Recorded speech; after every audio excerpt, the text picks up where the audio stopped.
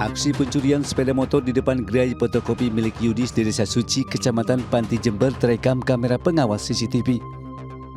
Terlihat dua orang berboncengan sepeda motor berhenti di depan gerai fotokopi itu dan tak lama kemudian salah satu pelaku turun untuk mencuri motor dengan merusak lubang kunci dengan letter T. Aksinya sebenarnya berhasil, namun saat membawa sepeda motor yang dicuri, mendadak pemiliknya keluar dari rumah mengejar pelaku. Karena takut, pelaku kemudian lari menuju sepeda motor temannya dan kabur ke arah Jember. Menurut tetangga korban, kasus pencurian seperti ini sering kali terjadi. Bahkan beberapa hari lalu pencuri menggasak motor milik jemaah masjid di lokasi yang berdekatan. Itu gimana itu? Kepergok atau gimana? Kepergok. Kepergok? Iya. Waktu mau mencuri? Oh iya, waktu mau mencuri kepergok terus ditarik motornya sampai Udah tarik. Iya. Aksi pencurian ini kemudian dilaporkan ke Polsek Panti, Jember. Dan berbekal video viral itu, polisi kini langsung mengejar pelakunya. Dari Jember, Jawa Timur, Bambang Sugiarto, iNews melaporkan.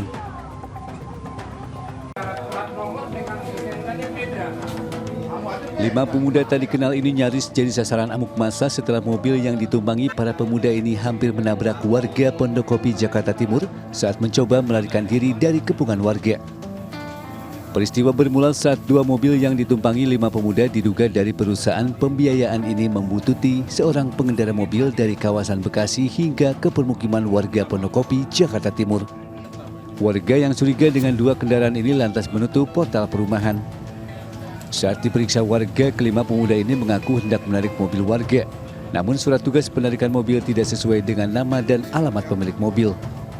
Sementara pemilik mobil sendiri sebelumnya kehilangan surat kepemilikan mobil BPKB di rumahnya pada bulan Februari sebelum mengurus kembali pembuatan BPKB kendaraan. Dari awal di Kalimalang tuh udah curiga karena ngikutin terus di belakang. Saya parkir, dia ikut parkir, dia jalan, saya jalan ikut jalan ini. Mereka ini siapa sih, Mas? Apa? Mereka ini siapa sih?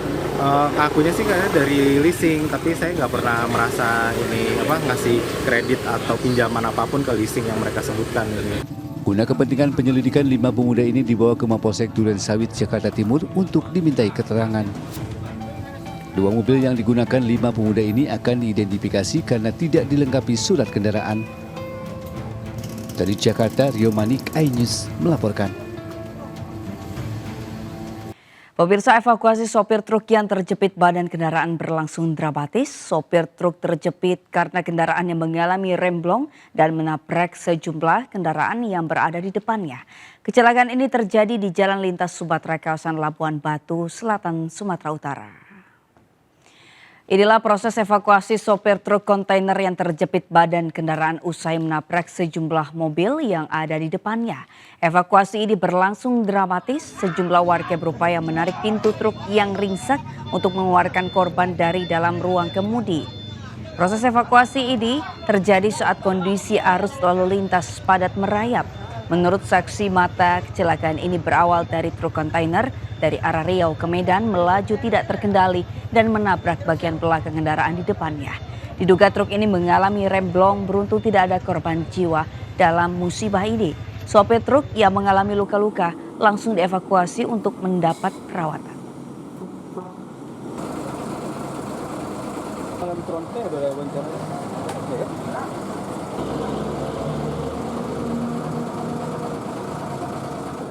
Pemirsa, kereta api penumpang rantau Prapat tujuan Medan menabrak truk minuman mineral di perlintasan kereta tanpa palang pintu Sei Halim Asahan, Sumatera Utara, Jumat siang. Meski truk terpental hingga 10 meter, namun sang sopir selamat dari kecelakaan tersebut.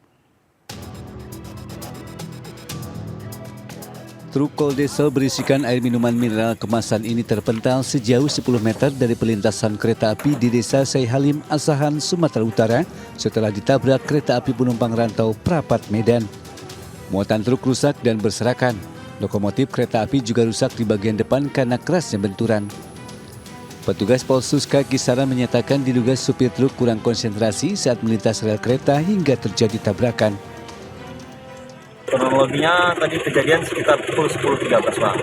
Ada arah mobil dari arah sana, Bang, ingin ke arah Sinyalim. Ada kereta api U51 dari Ratu Prapat menuju Kisaran. Tiba sampai sini, Bang, kemungkinan mobil ini tidak travel, Bang, atau tidak melihat kanan kiri. Jadi tertabraklah belakangnya, Bang. Peristiwa kecelakaan ini kini dalam penanganan unit Gakum Satlantas Polres Asahan. Dari Asahan, Sumatera Utara, Ulil Amri iNews melaporkan. Pemirsa, sebuah minibus yang dikendarai seorang lansia berusia 72 tahun tercebur ke dalam waduk di Perumahan Pekerjaan Umum, Kebayoran Lama, Jakarta Selatan. Proses evakuasi minibus ini sulit karena kedalaman waduk dan banyaknya warga yang menonton. Tim gabungan berupaya mengevakuasi sebuah minibus yang tercebur dalam waduk. 2 unit mobil derek dikerahkan untuk mengeluarkan mobil dari dalam waduk. Mobil ini sebelumnya dikendarai seorang lansia berusia 72 tahun berinisial H. Diduga lansia ini kurang konsentrasi dalam mengemudi hingga menyebabkan mobilnya jatuh ke dalam waduk. Proses evakuasi mobil ini sulit karena kedalaman waduk dan tingginya tanggul serta banyaknya warga yang menonton. Setelah memakan waktu lebih dari 3 jam, mobil tersebut akhirnya berhasil dikeluarkan dari dalam waduk. Untuk pengemudinya sendiri saat ini masih dalam perawatan di rumah sakit akibat luka-luka yang dideritanya.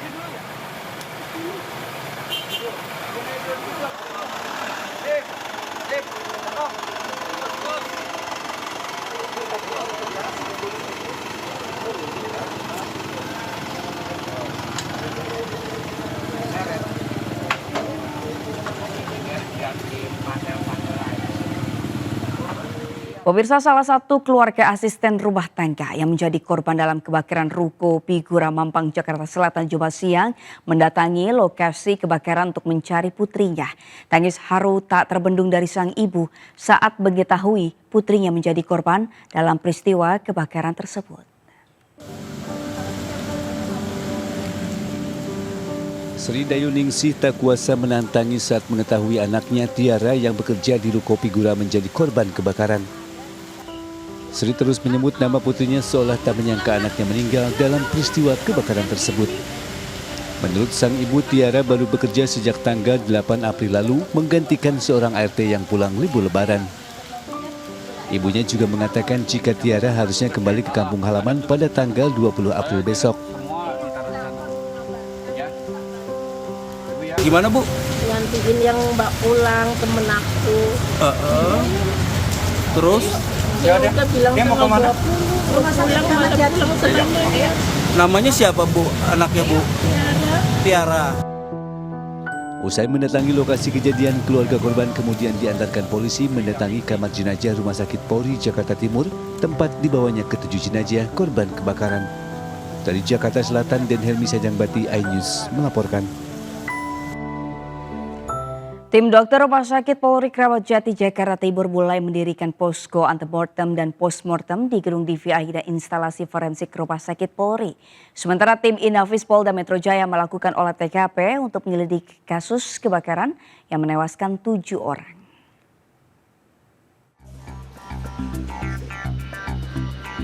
Posko antemortem didirikan di gedung instalasi pelayanan DPI Rumah Sakit Polri Kramat Jati Jakarta Timur. Pihak keluarga yang merasa anggota keluarganya menjadi korban kebakaran bisa mendatangi posko antemortem dengan membawa sejumlah data primer dan sekunder seperti sidik jari, riwayat kesehatan gigi atau foto-foto semasa hidup korban. Data tersebut nantinya akan dicocokkan dengan data postmortem yang dimiliki tim forensik Rumah Sakit Polri. Jika seluruh jenazah telah berhasil diidentifikasi, selanjutnya seluruh jenazah akan dikembalikan ke pihak keluarga. Sementara tim Inafis Polda Metro Jaya melakukan olah TKP di lokasi kejadian. Beberapa petugas Inafis Polda Metro Jaya tampak memasuki halaman luar TKP yang sudah dipasangi garis polisi. Kebakaran yang terjadi di ruko Figuran Mampang, Jakarta Selatan menewaskan 7 orang termasuk 2 orang anak-anak. Jenazah berhasil dievakuasi ke Rumah Sakit Polri Kramat Jati untuk diidentifikasi. Ketujuh korban ditemukan tewas di dalam satu ruangan di lantai 2. Sementara 5 korban yang terluka dilarikan ke RSUD Mampang Perapatan dan Rumah Sakit Pusat Pertamina untuk perawatan intensif. Dari kemarin kejadian kita sudah lakukan rekayasa lalu lintas dengan menutup akses jalan Mampang Perapatan Raya dari arah Kuningan ke Warung Buncit. Saat ini masih upaya untuk sterilisasi karena dari petugas pemadam kebakaran masih memastikan bahwa api benar-benar sudah padam. Jadi saat ini masih ada upaya pendinginan dan setelah semuanya selesai, clear, kemudian kami akan buka lalu lintas. Kebakaran diduga alat kompresor meledak di ruang basement hingga memicu kebakaran api di gedung 4 lantai tersebut. Tim Liputan iNews melaporkan. Ratusan calon penumpang maskapai Lion Group di Bandara Sultan Babuloh Ternate, Maluku Utara mengamuk lantaran jadwal penerbangan ke sejumlah wilayah dibatalkan pihak maskapai. Penundaan terjadi dampak dari erupsi Gunung Ruang. Ratusan calon penumpang melakukan protes kepada pihak maskapai Lion Group di Bandara Sultan Babuloh Ternate, Maluku Utara. Mereka mempertanyakan keputusan maskapai yang tiba-tiba membatalkan sejumlah rute penerbangan dari Ternate menuju Jakarta, Surabaya, Manado, hingga Makassar. Pihak maskapai menjelaskan pembatalan penerbangan ini disebabkan bencana letusan Gunung Ruang di Manado, Sulawesi Utara yang menghembuskan abu vulkanik ke arah jalur penerbangan. Pihak maskapai akhirnya meminta para calon penumpang untuk menjadwalkan ulang penerbangan atau melakukan pengembalian tiket 100%. Saya ingin menginformasikan bahwa hari ini penerbangan dari dan ke Ternate cancel untuk Lion Group. Alasannya itu adalah pasti kita semua tahu kondisi saat ini bahwa terjadi ledakan gunung berapi di Sulut, di Sulawesi, Gunung Ruang. Tidak ada pilihan lain, para calon penumpang terpaksa harus mengantri di loket. Namun mereka menyayangkan pihak maskapai yang tetap menjual tiket, padahal erupsi Gunung Ruang sudah terjadi beberapa hari sebelumnya. Diganti kapan, Pak? Kurang tahu juga, Pak. Jadi melapor hari ini, Pak? Iya. Itu pengembalian 100% atau berapa persen? Kurang tahu juga, kita belum. Konsultasi dulu, Pak. Kenapa, Pak, dibatalkan itu, Pak? Kurang tahu lah. Belum ada kejelasan ya dari maskapai? Dari Ternate, Maluku Utara, Ismail Sangaji, iNews melaporkan. Kementerian Sosial Sentra Tumoto bersama Dinas Sosial Kabupaten Sitaro memberikan trauma healing atau layanan dukungan sosial kepada anak-anak pengungsi erupsi Gunung Ruang. Hal itu dilakukan sebagai upaya menghilangkan trauma atau rasa takut pasca erupsi Gunung Ruang. Pasca erupsi Gunung Ruang di Manado, Sulawesi Utara, anak-anak warga desa Laing Patehi yang berada di lokasi pengungsian di Gereja Gemis Siloam mendapat trauma healing atau layanan dukungan sosial dari para psikolog Kementerian Sosial Sentra Tumoto dan Dinas Sosial Kabupaten Sitaro. Sebanyak 21 anak dari usia balita hingga 11 tahun diajak bermain, menggambar, serta bernyanyi. Kegiatan ini bertujuan untuk mengisi waktu luang anak-anak pengungsi serta mengatasi trauma atau rasa takut yang mereka alami di saat erupsi Gunung Ruang terjadi. LDP atau layanan dukungan psikososial untuk anak-anak supaya dalam kondisi yang saat ini mereka bisa terhibur dengan adanya layanan ini dan bisa mengisi waktu luang mereka. Terus agar supaya rasa trauma ataupun ada rasa takut di antara mereka itu bisa kita minimalisir. Sementara itu pasca erupsi Gunung Ruang, material debu bercampur batu vulkanik yang memenuhi jalan dermaga dan jalan protokol Pulau Tagulandang dibersihkan aparat kepolisian dan Basarnas. Tumpukan debu dan batu vulkanik setinggi 10 cm ini dibersihkan dengan peralatan seadanya seperti sekop dan sapu. Pembersihan ini bertujuan agar mobilitas kendaraan dari dermaga menuju posko pengungsian dan sebaliknya tidak terjadi kecelakaan. Sementara hingga kini debu dan batu vulkanik yang ada di rumah warga belum dibersihkan karena sebagian masih berada di posko pengungsian. Dari Manado, Jeffrey Langi, iNews melaporkan. Pemirsa, kecewa dicerai, seorang wanita bersama anak dan sejumlah remaja membongkar sebuah rumah di Kabupaten Madiun, Jawa Timur. Sang wanita berdalih ada kontribusi besar dari hasil jerih payahnya saat menjadi TKI di luar negeri. Inilah video amatir yang viral di media sosial saat Siti Fatimah warga Malang bersama anak dan sejumlah remaja membongkar bangunan rumah di Desa Pucang Anom, Kebon Sari, Kabupaten Madiun, Jawa Timur. Dengan kesal mereka nampak menggembur pintu, kaca dan bangunan rumah dengan palu dan alat bangunan lainnya. Sebelumnya Siti Fatimah bermaksud menggembur bangunan rumah dengan menyewa ekskavator, namun amarahnya dapat ditahan oleh pemerintah desa.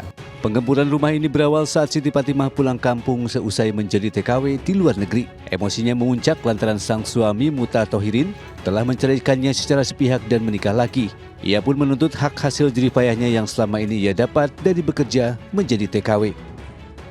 Saya dicerai tanpa sepengetahuan saya, seperti itu. Karena dia udah sama yang lain. Itu sudah proses hukum juga Bu ya itu? Saya belum proses hukum. Sebenarnya saya inginnya gini, secara kekeluargaan saya pengen ngerenovasi. Sebab ini kan hak saya, ini rumah saya, ini saya yang beli gitu loh. Biar nanti kan dia bilangnya di sini juga ada anak. Iya, saya juga ada anak. Jadi biar mereka berdua yang menempati. Kedua pihak hingga kini masih berseteru. Jika tidak ada kesepakatan dimungkinkan masing-masing akan menempuh jalur hukum. Dari Madiun, Jawa Timur, Arif Wahyu Effendi, iNews melaporkan. Video seorang remaja kepergok sedang merekam pengunjung wanita yang sedang berada di dalam toilet bioskop di Kota Bau-Bau, Sulawesi Tenggara viral di media sosial. Remaja tersebut nyaris dihakimi oleh pengunjung bioskop yang lain, beruntung diamankan petugas. Video seorang remaja yang diduga merekam wanita di toilet di Kota Bau-Bau, Sulawesi Selatan viral di media sosial.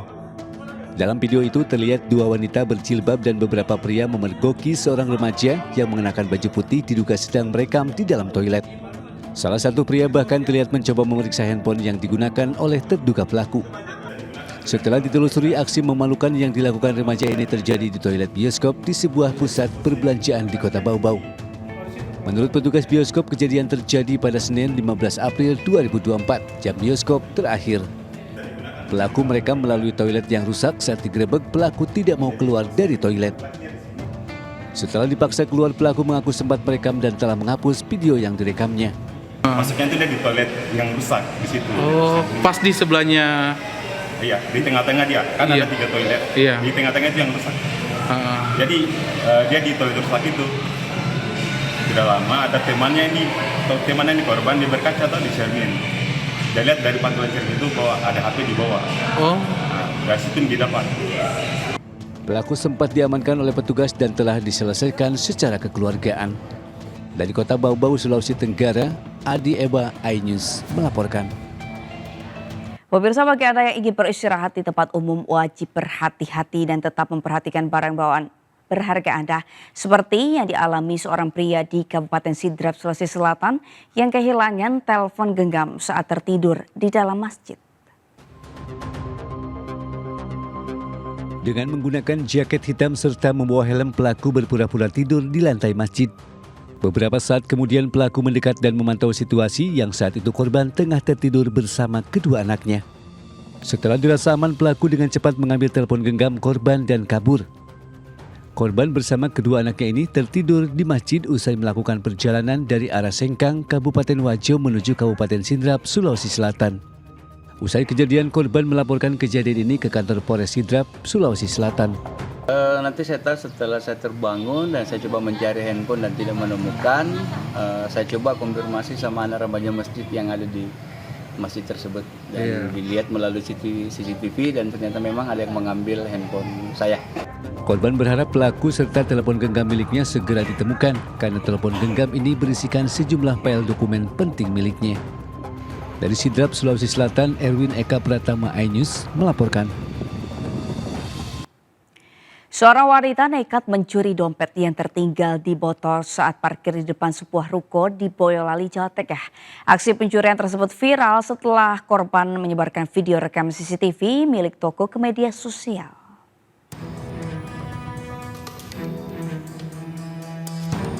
Inilah rekaman CCTV yang memperlihatkan seorang wanita mengambil sebuah dompet di sepeda motor yang diparkir di salah satu toko di Desa Salakan, Kecamatan Teras, Boyolali, Jawa Tengah.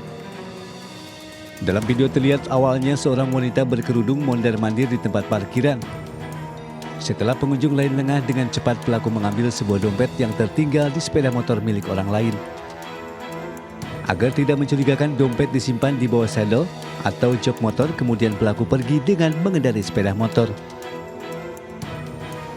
Menurut karyawan toko, pencurian itu terjadi saat salah satu pengunjung toko menanyakan rekaman CCTV dan mengaku kehilangan dompet yang tertinggal di sepeda motornya saat berbelanja. Waktu pulang ke pabrik belanja ke sini Pak, habis itu nah dompet itu lupa dibawa masuk, habis mau keluar itu dicari kok dompetnya nggak ada. Habis itu mbaknya tanya ke saya, Mas enten CCTV mboten? Enten Mbak, suruh ngecekin, ya udah saya cekin sekitar jam setengah 5-an sore sampai jam 5-an lah. Sebelum dilaporkan ke polisi, korban dan karyawan toko berharap pelaku yang mengambil dompet tersebut segera mengembalikan ke pemilik atau dititipkan ke pihak toko, karena dompet tersebut berisi surat-surat penting. Dari Boyolali, Jawa Tengah, Tata Rahmanta, iNews melaporkan.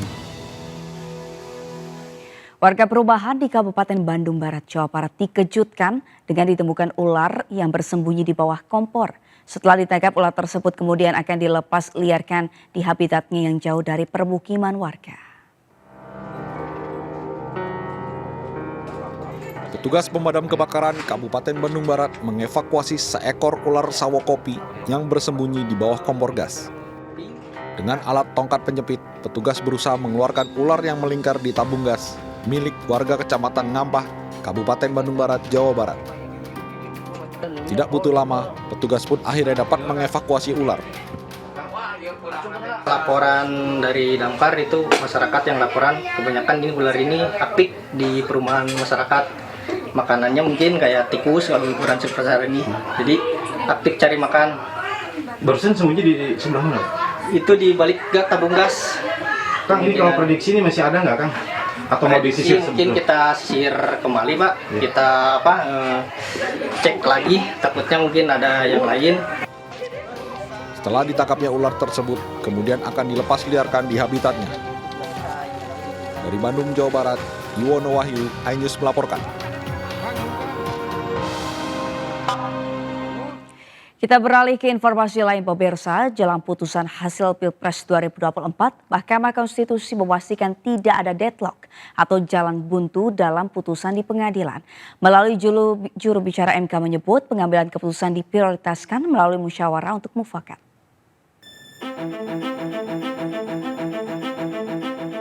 Juru bicara Mahkamah Konstitusi Jubir MK Fajar Laksono menjamin tidak ada deadlock atau tidak ada jalan buntu dalam putusan terkait sengketa Pilpres 2024. Hingga pengumuman pada 22 April mendatang, Hakim Konstitusi terus melakukan rapat permusyawaratan hakim atau RPH sejak 16 April hingga 21 April terkait pengambilan keputusan. Keputusan akan dilakukan melalui musyawarah untuk mufakat secara berjenjang.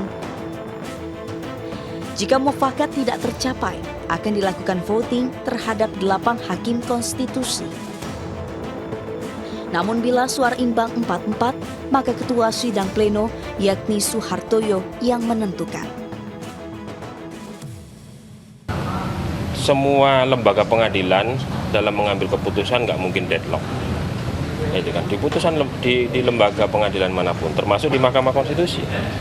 Kalau suara terbanyak tidak bisa diambil, ya keputusan tidak bisa diambil dengan suara terbanyak, maka suara ketua sidang pleno itu menentukan.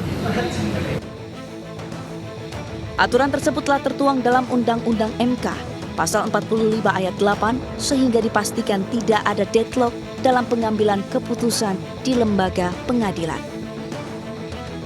Dari Jakarta, Galuh Pandu Abdul Rosyid, iNews melaporkan. Mahkamah Konstitusi mendapat kiriman karangan bunga jelang putusan hasil Pilpres 2024 Senin besok. Juru bicara MK Fajar Laksono mengaku tidak memasang karangan bunga tersebut untuk menjaga netralitas. Jelang putusan hasil pemilu 2024, Mahkamah Konstitusi mendapat banyak kiriman karangan bunga.